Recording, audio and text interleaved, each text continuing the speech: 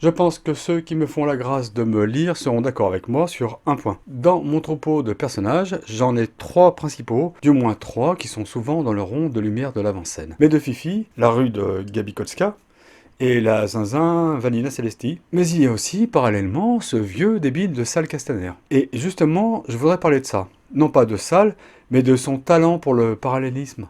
Alors des talents il en a, au-delà de sa contenance mesurée en hectolitres en Suze, et de sa fiabilité à jamais inattendue, qui devrait leur donner Trickster ou Faire Valoir ou Auguste de base, mais il a surtout celui de laisser le groupe et de bifurquer dans une voie parallèle. Il est toujours lié à l'intrigue principale, mais c'est comme s'il en assumait les à côté. Dans chaque tome de la première trilogie, soit qu'il est fâché, soit qu'il a quelque chose à cacher, soit qu'il n'a vraiment pas de bol, il y a toujours un moment où il est isolé du groupe, comme la vieille bête malade du troupeau est ciblée par les prédateurs. Dans Où la lune va, le premier tome de la seconde trilogie noire, il n'apparaît que dans le 3e tiers, mais aussitôt pour prendre une bifurcation et prendre l'ennemi sur le côté lors de l'assaut du château de la princesse. Dans le tome 2, d'Élégantes personnes, à apparaître en décembre prochain, pendant que le monde brûle, il part en croisière avec une chèvre. Je le raconte comme ça pour ne rien divulgacher, mais c'est évidemment plus compliqué que ça. Mais ce n'est pas beaucoup moins débile ce qui lui arrive.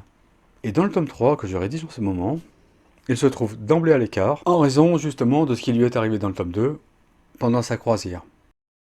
Je ne sais pas si j'ai déjà croisé un déviant récurrent comme lui, et je ne sais pas si ça a été théorisé et intitulé en archétype, la fonction de ces personnages qui obligent leur auteur à un strabisme divergent. Si vous avez des exemples, les commentaires sont ouverts.